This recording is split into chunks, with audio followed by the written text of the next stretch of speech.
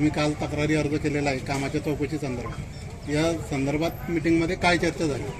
या संदर्भात मीटिंगमध्ये अशी चर्चा झाली, आम्ही जी तक्रार केलेली आहे व्हिडिओ ऑफिसला केलेली आहे, CO पर्यंत गेलेली आहे, कलेक्टरपर्यंत अर्ज आम्ही केलेले आहे। आज मीटिंग झाली। मीटिंगमध्ये या गावामध्ये जे कामं चालू आहे, या निंभोरे गावामध्ये जे विकास कामं चालू आहे असे ते म्हणतात, पण ते विकास कामं कोणत्या निधीतून चालू आहे आणि कोणत्या योजनेतून चालू आहे त्या संदर्भात आम्ही माहिती घेण्याचा प्रयत्न केला।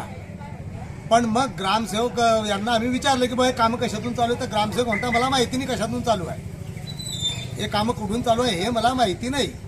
पण मग कामं संपूर्ण कामं जे चालू आहे ते कामं टोटली निकृष्ट दर्जाची आहे आणि या कामांचे 15व्या वित्त आयोगाचं जे टेंडर झालेलं आहे जवळजवळ 60-65 लाखाच्या अंदाजे सांगतोय हो, 60-65 लाख रुपयाचे जे टेंडर झाले आहे ते टेंडर करीत असताना ग्रामपंचायत सदस्यांना आम्हाला विश्वासात घेतलेलं नाही। आणि विश्वासात का घेतलं नाही, कारण की त्यांना ते आम्हाला उपेक्षित याच्याने या सभागृहामध्ये पाहिलं जातं।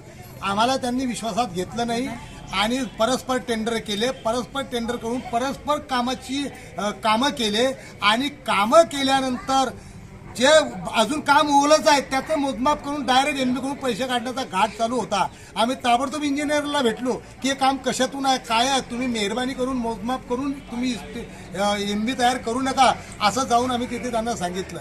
आणि या कामाची प्रमा 15व्या वित्त आयोगाची प्रमा अजूनपर्यंत आमच्या ताब्यात दिली नाही, आम्ही डोळ्यांनी बी ती प्रमा पाहिली। आजच्या मीटिंगमध्ये काय झालं? मग आजच्या मीटिंगमध्ये असं ठरलं की आम्ही भाऊसाहेबांना आज विचारला तर भाऊसाहेब म्हणता हे जे कामं झाले मला माहित नाही कसे झाले, डायरेक्ट असं बोलले ते, त्याचा ऑन रेकॉर्ड मोबाईलला आहे। मग तुम्ही जी तक्रार केली त्या तक्रारीचं काय झालं? त्या तक्रारीचं काय झालं मी त्यांना त्या तक्रारीचं काय झालं, त्यांनी त्या त्याच्यावर बोलणं टाळलं नाही ना।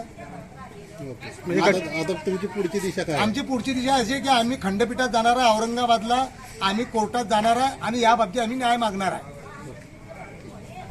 आता जे कामं झाले आहे ना, काहीचं म्हणणं आहे साहेब की ते कामं चुकीचे झाले आहे, पण त्या कसं आहे गावाचा विकास करण्यासाठी आता जे कामं काही म्हणताय की बाबा कामं थांबले पाहिजे, पण ते गावाचा विकास करण्यासाठी कोणतेच काम थांबले नको पाहिजे, गावाचा विकास झाला पाहिजे।